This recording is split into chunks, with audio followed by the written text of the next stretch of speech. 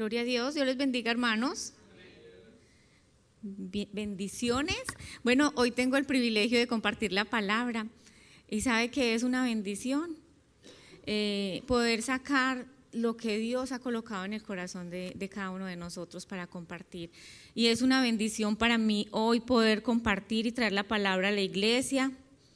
Y vamos a orar antes.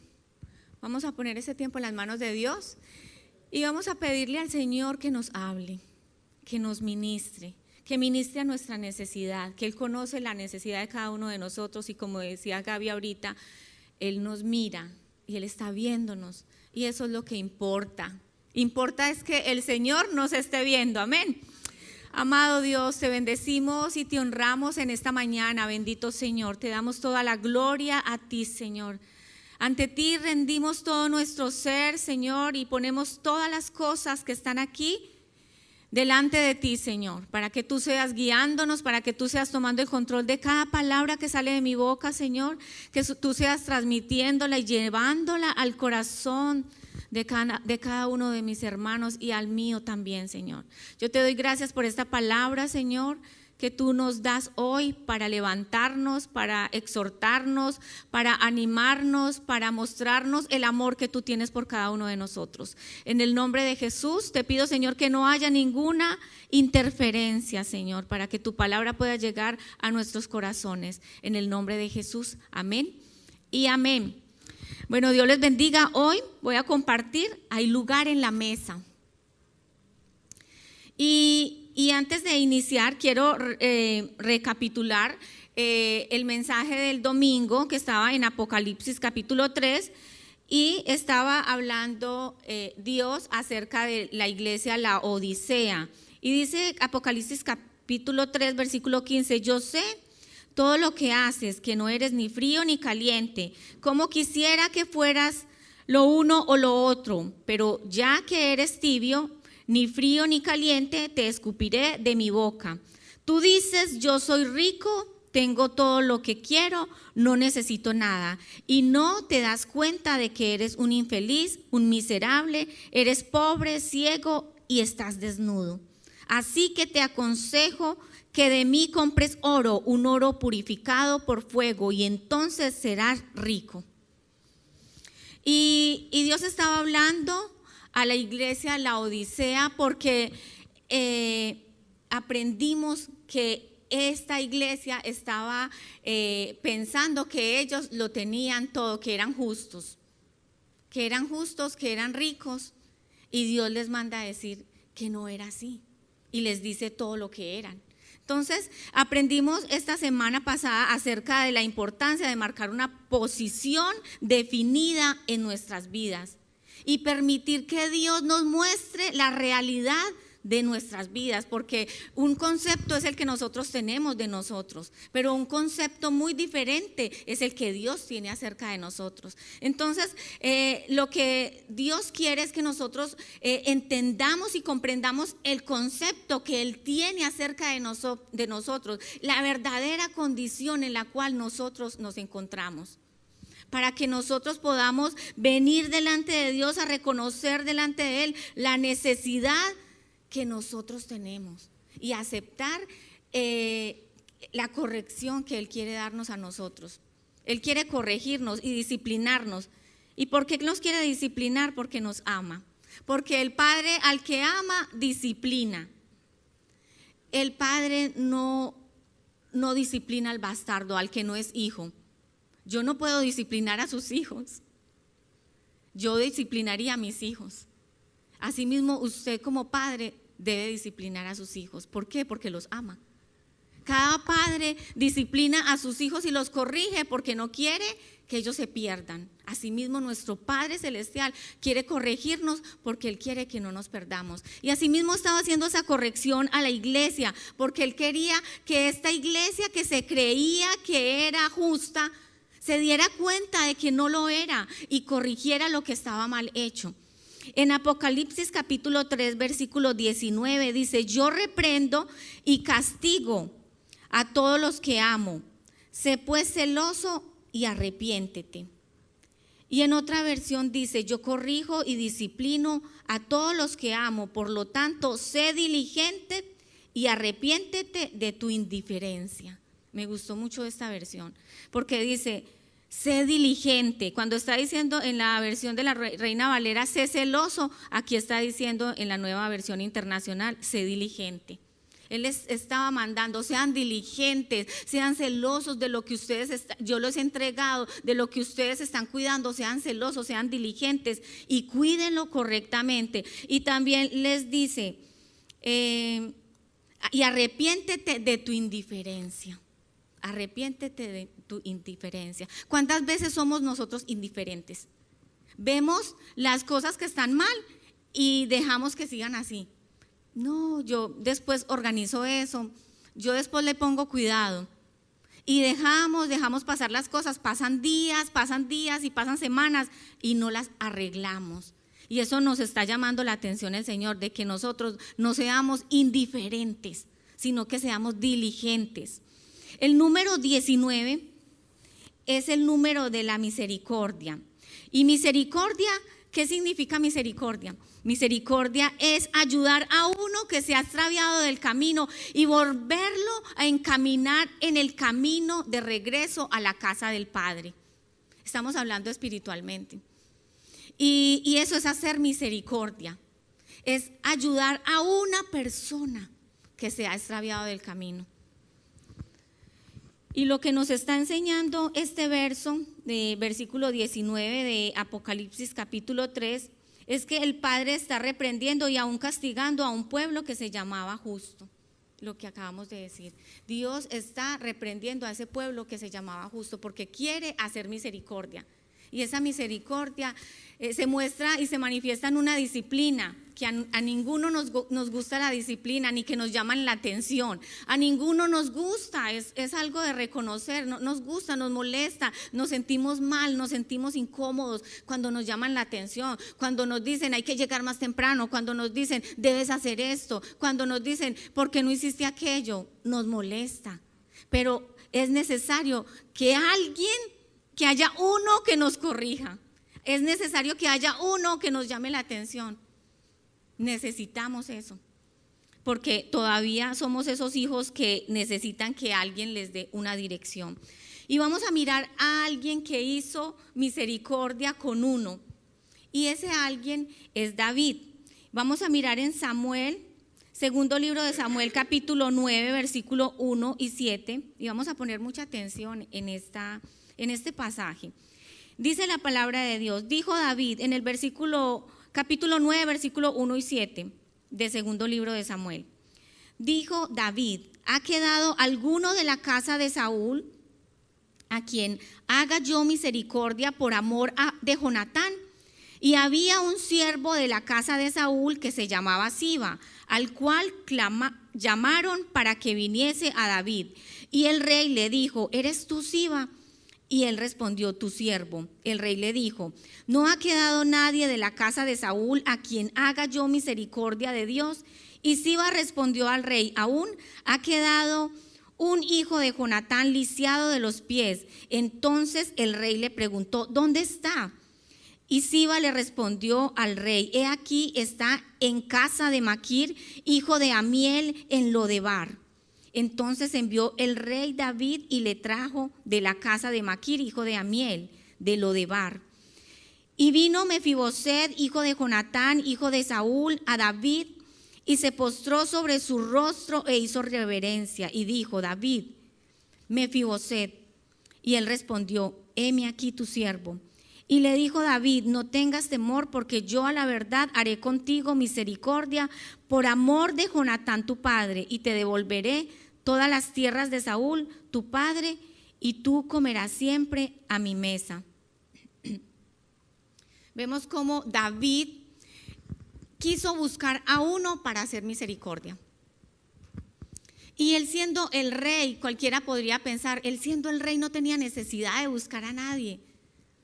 Pero él pensó en hacer misericordia porque eso le agrada a Dios, porque él tenía intimidad con Dios, porque él conocía qué es lo que le agrada a Dios.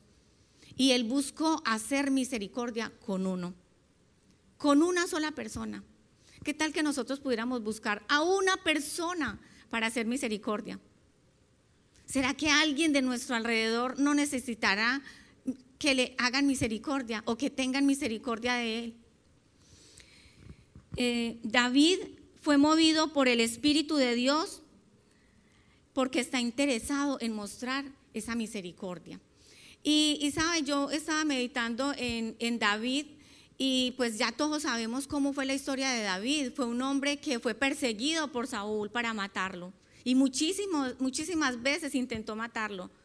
Fue perseguido, fue buscado, él le tocó esconderse, pero David no se quedó con ese resentimiento. Si David se hubiera quedado con ese resentimiento y esa falta de perdón hacia Saúl, él no hubiera dicho que buscaran a alguien de su familia para hacer misericordia. ¿Cuántas veces nosotros estamos cegados por el rencor, por la rabia, porque alguien nos hizo algo? Entonces, no, yo hago misericordia con estos, porque es que estos se portan muy bien conmigo, tan queridos, son de mi familia, son amigos, pero con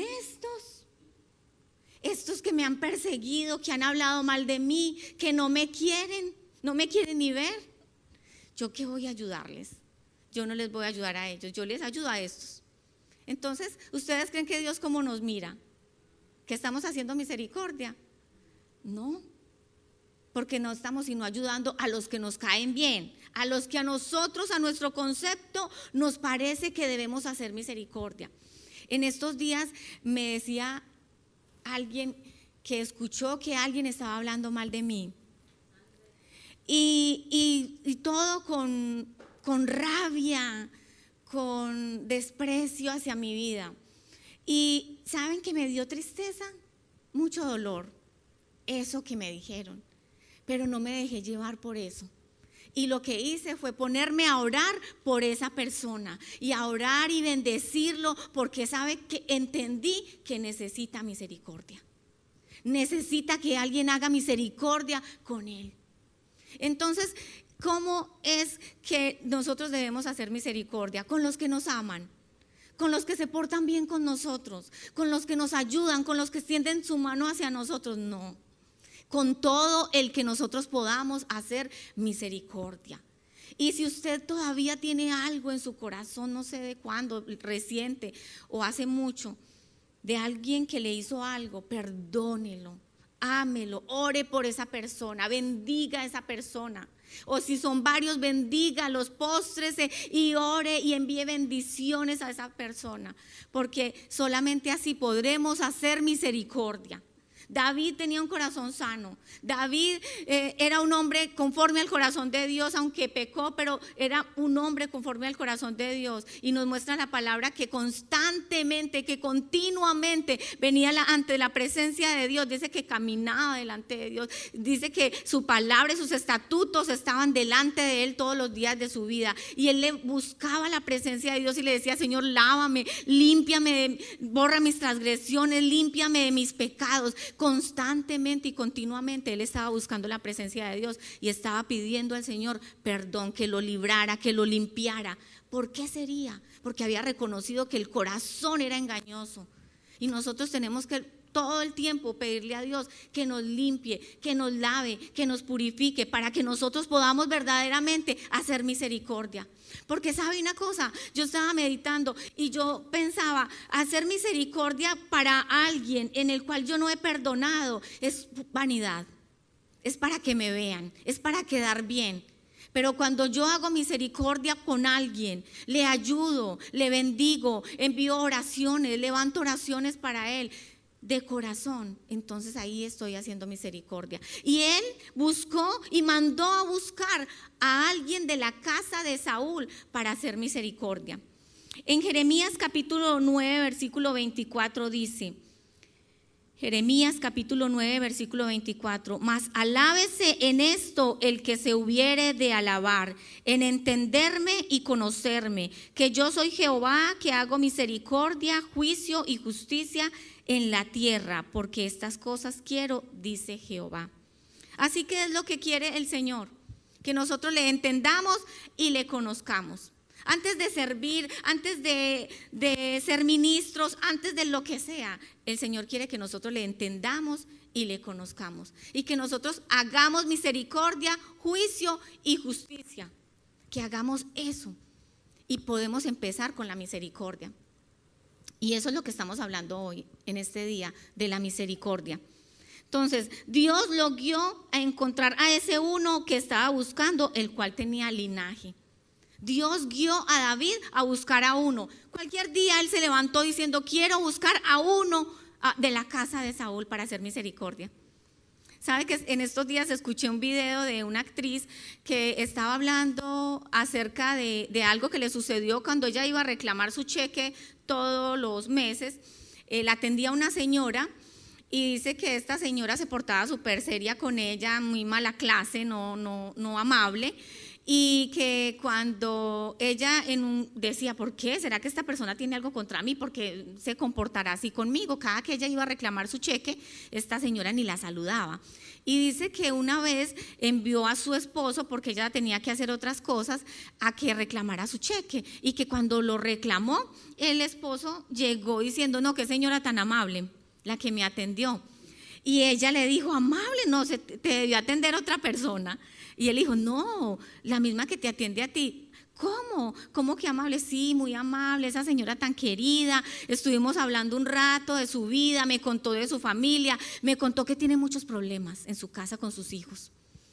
Entonces ella entendió, esta mujer que estaba contando ese testimonio en un video, entendió que la señora no tenía nada contra ella, era que tenía problemas y por eso se comportaba así.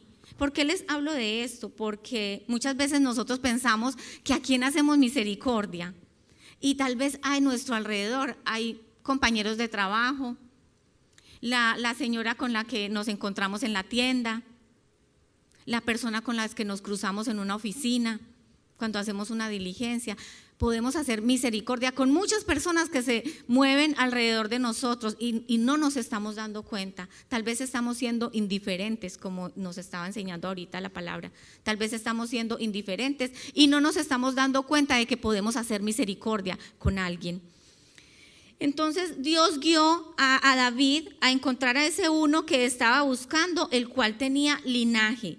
Entonces vemos que Mefiboset era un hombre de linaje, porque recuerden que cuando en la escritura define hijo de Jonatán, hijo de Saúl, hace referencia a aquellos que tienen linaje, es decir, aquellos quienes son parte del pueblo de Dios, a los escogidos de Dios, y Dios quiere que nosotros vayamos y hagamos misericordia. Hay muchos hijos que están lisiados de los pies, no pueden caminar, no pueden valerse por sí mismos porque están impedidos debido a la situación en la que el enemigo los tiene. ¿Sabe que vemos las caras, pero no sabemos realmente cuáles son las condiciones en las cuales el enemigo tiene a una persona? Los tiene lisiados. El enemigo los tiene metidos enredados en algo que pareciera que fuera difícil salir de allí. Pero necesita que alguien, uno, se levante y haga misericordia y le muestre el camino en el cual se puede empezar a conducir, en el cual se puede empezar a encaminar. Pero esa persona que se levanta, así como David se levantó, hace misericordia, es uno que ya ha entendido y ha conocido el amor del Padre y está en el camino. Entonces, para hacer misericordia tiene que ser uno que ya ha conocido y entendido el amor del Padre, como lo decía Jeremías, ha conocido y entendido a Dios. ¿Y cómo se entiende a Dios?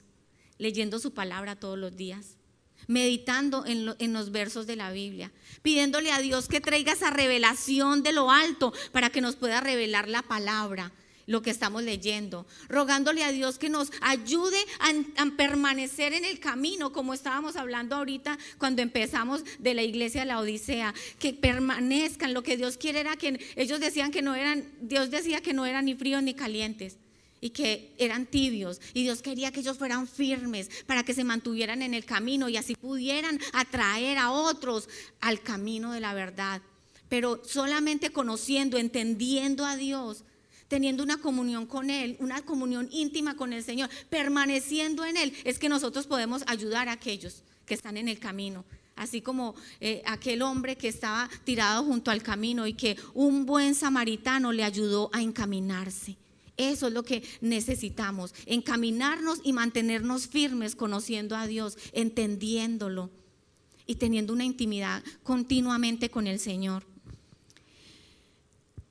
Hay que ir por Él al lugar donde se encuentre. Entonces acá nos está mostrando cómo David fue por él o mandó a alguien. Él tenía servidores porque él era rey y él mandó a alguien que fuera por él. Hermanos, muchas veces estamos esperando que vengan los hermanos a la iglesia, que se llenen todas esas sillas. ¿Cuándo será, Señor? Tráelos. Pero ¿será que nosotros los estamos invitando a que vengan al camino?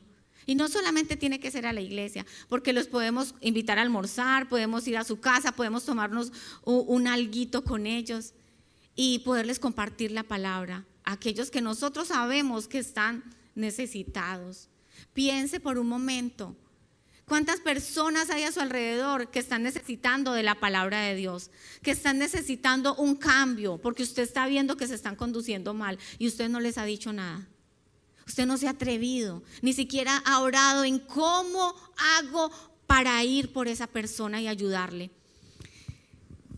Meditemos en ello y pidámosle a Dios que nos ayude verdaderamente a hacer misericordia. Pues David envió por este Mefiboset que se encontraba en casa de Maquir. ¿Y sabe qué significa casa de Maquir? Maquir significa rendido. ¿Cuántas personas habrán rendidas y no nos hemos dado cuenta? Hijo de Amiel. Amiel significa hijo de Dios. Y sabemos que Mefiboset era un hijo de Dios y era un escogido porque era del linaje. Lodebar, estaba en Lodebar. ¿Y sabe qué significa Lodebar? Significa sin palabra. No tenía la palabra de Dios. Era un hijo de Dios, pero no tenía la palabra de Dios. ¿Será que hay hijos de Dios así? ¿Usted qué cree? Pueden haber muchos hijos de Dios que son escogidos y que no tienen palabra. ¿Sabe, hermano? Nosotros tenemos que tener la palabra de Dios todos los días para permanecer de pie, para afrontar las circunstancias de la vida, para afrontar todas las cosas que a veces se nos vienen, que no estamos preparados para recibir. Pero el Señor, con la enseñanza de su palabra, Él nos fortalece, nos capacita para afrontarlas. Por eso necesitamos todos los días tener la palabra de Dios. Entonces así se encontraba Mefiboset, se encontraba rendido, sin palabra. ¿Y sabe qué significa Mefiboset? Mefiboset significa disipador de bienes y que malgasta los bienes. Así que en Mefiboset no se podía confiar, no le podían encomendar un trabajo, no le podían encomendar una empresa, un negocio, un cultivo, porque lo iba a malgastar, no lo iba a hacer prosperar. Porque en él estaba rendido, estaba sin palabra, estaba malgastando los bienes, no había esperanza para él. Pero imagínense que el rey lo mandó a llamar. ¿Cómo sería la alegría de Mefiboset que el rey lo mandó a llamar? Entonces él vino donde David y tal vez estaba, como nos dice la palabra, rendido, sin palabra, pero se presentó delante de David. Y saben, hermanos, una cosa es que las personas puedan pensar mal de nosotros o nos puedan ver de una forma despreciable, pero una cosa es que nosotros nos veamos así. Y sabe, en una ocasión él dijo que él era un perro muerto. Un perro muerto. Mefiboset se expresó de él que él era un perro muerto. Y yo me quedé pensando, ¿qué es un perro muerto? Hay muchos que quieren sus perros y tienen en sus casas no solamente uno, sino 2, 3, hasta 5. Y he escuchado gente que tiene 10 perros y los quiere pero vivos, ¿no? Pero vaya que se muera uno. Nadie quiere ir a agarrar el perro muerto. Porque todos amamos los perros, pero cuando están vivos, cuando son cariñosos, juguetones, pero cuando está muerto. Entonces él se creía como un perro muerto. Pero vemos cómo Dios tiene misericordia de él y mueve a uno que también tiene misericordia, a uno que ha entendido y que le ha conocido, para que se mueva esa misericordia y lo llame y lo mande a llamar. Y no solamente lo mande a llamar para que lo visite, sino que lo manda a llamar para que se siente a la mesa con él. Y vemos en el versículo 7 de segunda de Samuel. Estamos en segundo libro de Samuel, capítulo 9, versículo 7. Y le dijo David: no tengas temor, porque yo a la verdad haré contigo misericordia por amor de Jonatán tu padre, y te devolveré todas las tierras de Saúl tu padre, y tú comerás siempre a mi mesa. ¿Sabe lo que le estaba diciendo David a Mefiboset?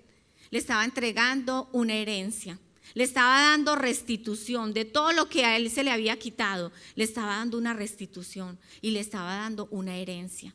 En ese momento era una herencia terrenal. Pero sabe que sentarse a la mesa del rey era un privilegio.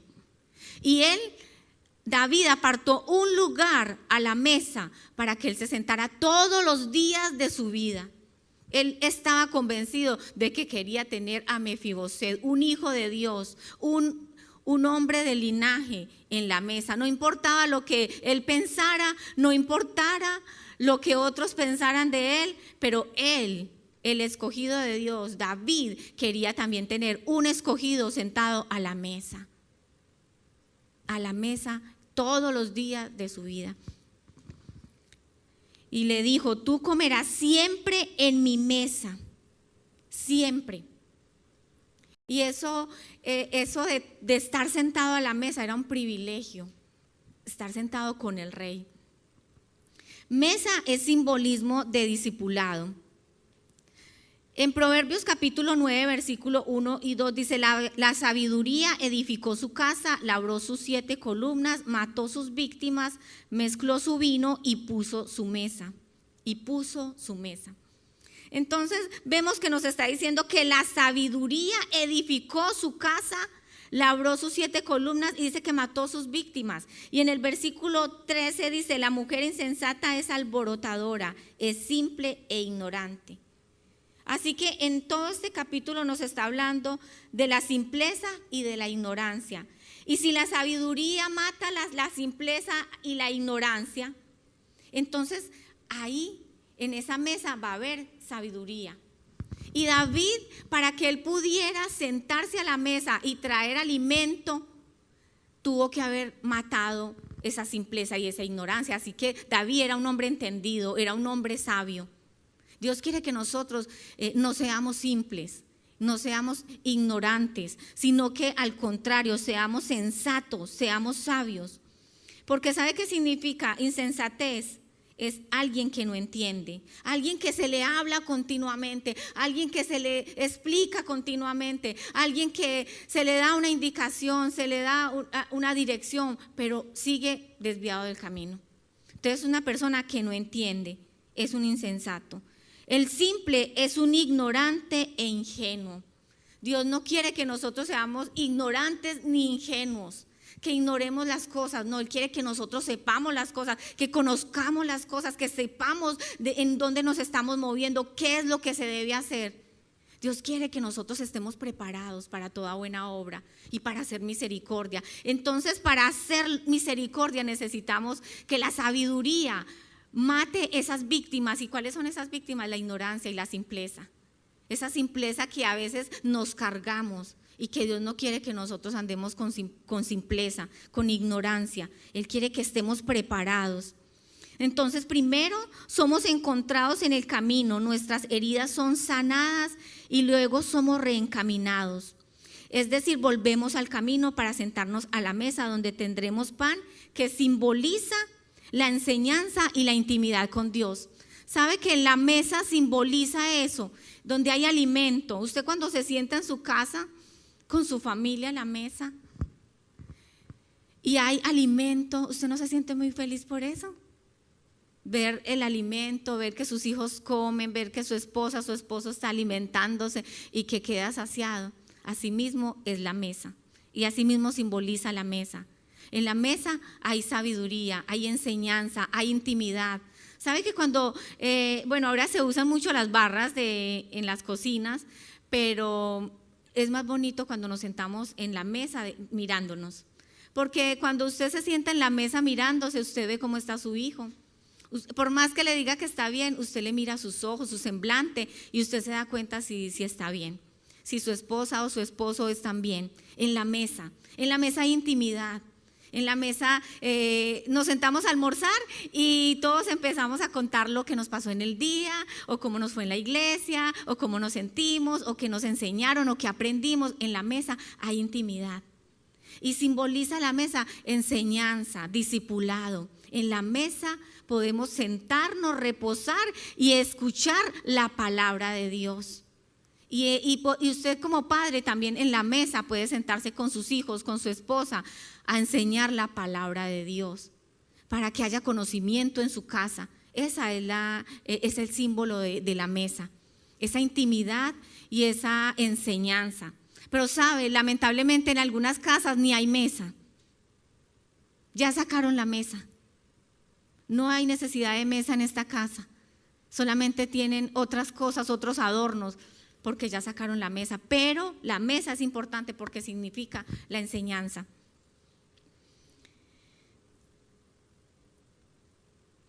La esperanza de la cual habla Pablo, vamos a mirar en Tito capítulo 1, versículo 1 y 2, es una esperanza de vida eterna.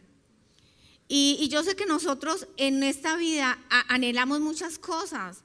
Anhelamos tener una casa bonita, anhelamos tener un buen puesto, un buen trabajo y muchas cosas. Yo sé que cada uno de nosotros anhelamos, pero sabe, Dios quiere que nosotros anhelemos las cosas eternas. Y aunque Mefiboset había heredado unas tierras, sabe que la mejor herencia que nosotros tenemos es la vida eterna. En Tito capítulo 1, versículo 1 y 2 dice: Pablo, siervo de Dios y apóstol de Jesucristo, conforme a la fe de los escogidos de Dios y el conocimiento de la verdad que es según la piedad, en la esperanza de la vida eterna, la cual Dios, que no miente, prometió desde antes del principio de los siglos.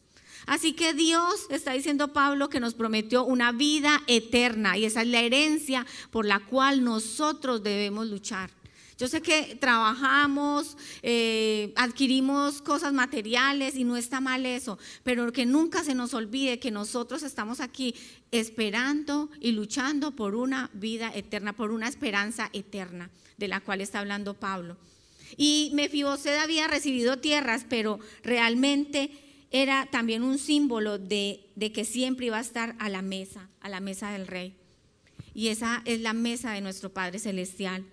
En Lucas capítulo 22, versículo 14 al 16 dice: cuando era la hora, se sentó a la mesa.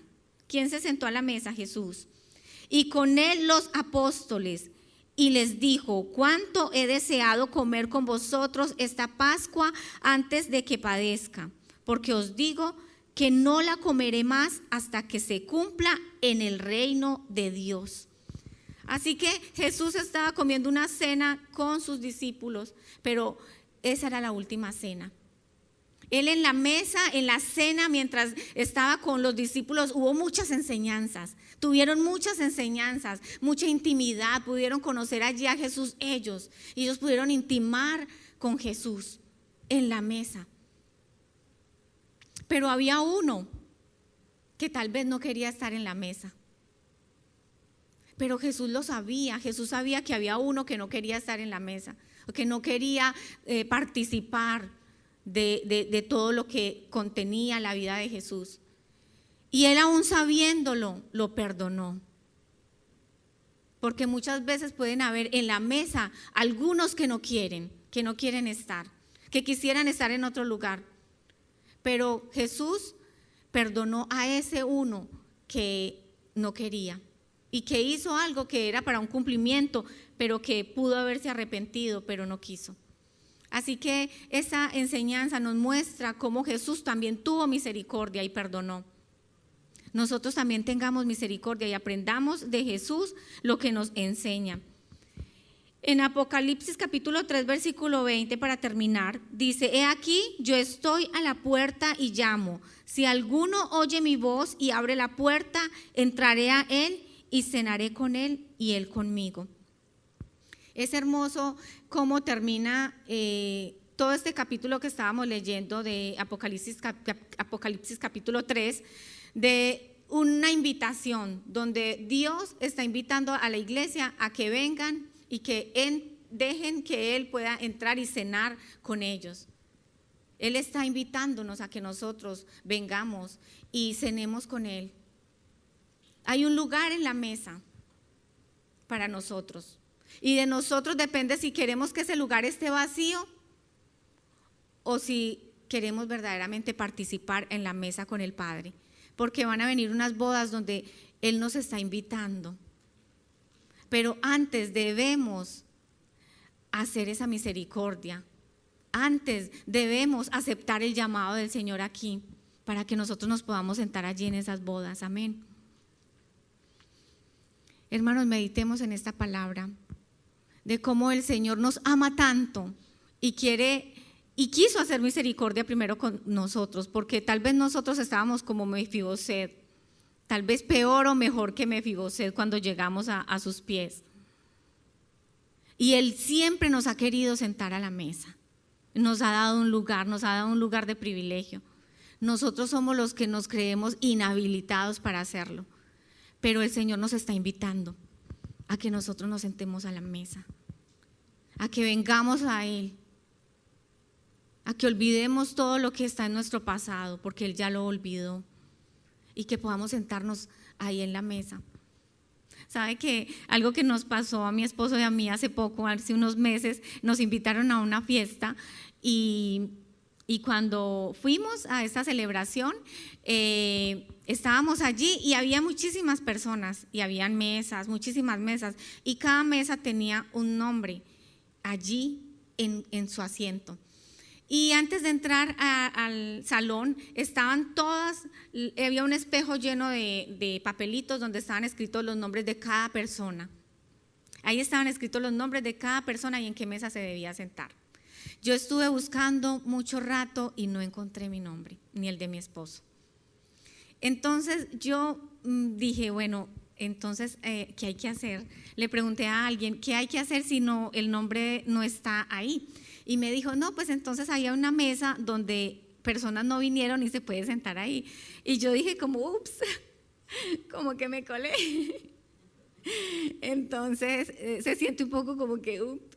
Y bueno, seguí meditando como que si entramos o no entramos, pues nos vamos a sentar en una mesa donde no estaban esperando a las personas. Porque, hermanos, dígame si no, si a usted lo invitan a un lugar, le tienen un puesto. Una silla para usted. Si usted llega a un lugar y no tienen su silla, es porque usted no estaba invitado. Entonces, cuando yo llegué y dije, pues parece que no estábamos invitados. Pero llegó alguien y me dijo, no, ustedes no están en esos nombres porque ustedes tienen una mesa allí especial con otras personas y no están acá no aparecen en estos nombres. Yo dije, gracias a Dios, vamos. Y entonces nos fuimos y nos sentamos y allí en la mesa estaban todos nuestros nombres, de cada persona estaba el nombre. Me parece tan bonito eso, que cuando te inviten a un lugar te están esperando y ahí está tu nombre. ¿Sabe que así va a ser en el reino de los cielos? Tu nombre va a estar escrito en el libro de la vida. Asegúrate aquí de que tu nombre esté escrito allá. Porque eso es lo que cuenta, hermanos. Debemos asegurarnos que no vayan a estar así como yo buscando y sudando a ver si está su nombre por ahí. Bueno, vamos a orar, vamos a darle gracias a Dios porque nos permite estar y sabemos que hay un lugar en esa mesa. Hermano, váyase con esa certeza hoy. Si tal vez no se lleva nada más, pero que usted se lleve que allí hay un lugar en la mesa para usted, que usted es valioso, que usted vale, que usted, Jesucristo vino a morir por sus pecados. Él vino y dio todo lo que Él tenía por amor a su vida, a uno, a su vida. Él vino a morir por sus pecados, Él vino a darlo todo por usted. Él no se bajó de esa cruz por amor a usted y a mí. Y allí hay una invitación a la mesa. Acepte esa invitación. Acepte esa invitación que Dios le está haciendo, porque es la mejor invitación que le puedan haber hecho en toda su vida. Amén. Precioso y bendito Señor, a ti te damos toda la gloria, Señor. Bendecimos tu nombre, Señor, en esta mañana. Y damos gracias, Señor, por tu palabra, porque tú quieres, Señor, que te conozcamos y te entendamos, Señor, en tu palabra. Y que esa palabra tuya, Señor, sea cada día puliéndonos, limpiándonos, sanándonos, Señor, sanando nuestras heridas. Porque esa palabra que tú dejaste es tu ley, Señor. Y es nuestra delicia, porque allí, Señor, están tus mandamientos. Y tú ahí estás obrando, Señor, poderosamente cuando la leemos. Cuando la meditamos, estás limpiándonos, estás restaurándonos, estás quitando de nosotros todo pecado, toda iniquidad, estás borrando de nosotros todo pecado y todo lo malo que hay en nuestras vidas. Señor, yo te doy gracias por tu palabra.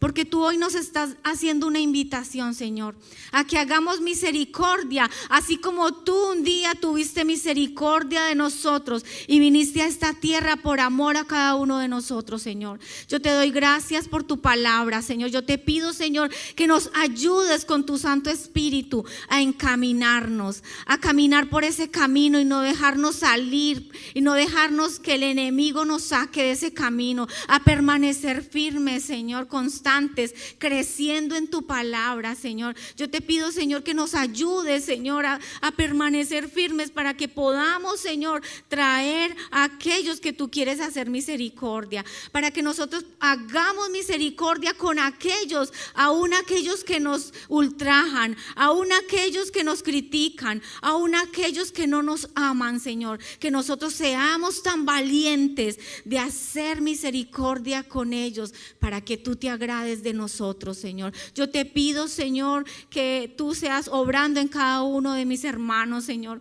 Que ellos se sientan privilegiados, Señor, que ellos se sientan amados por ti, Señor, en esta mañana, sabiendo que hay un lugar en la mesa que les espera, que nos espera, Señor, para mirarte a los ojos, Señor, para deleitarnos contigo, Señor, pero que antes aquí tú nos muestras que hay una mesa servida también para que busquemos tu palabra, para que busquemos tu enseñanza, Señor, y que esa enseñanza nos dé la sabiduría, Señor, y quitar todas esas simpleza, toda la ignorancia que hay en nosotros, Señor. Ayúdanos, límpianos, limpia toda esa ignorancia, limpia la pereza, Señor. Quita de nosotros toda negligencia y que nosotros nos podamos levantar a ser, Señor, diligentes, haciendo lo que tú nos mandas a hacer, bendito Dios. Yo te doy toda la gloria a ti, Señor, y te bendigo en el nombre del Padre, del Hijo y del Espíritu Santo. Amén y amén.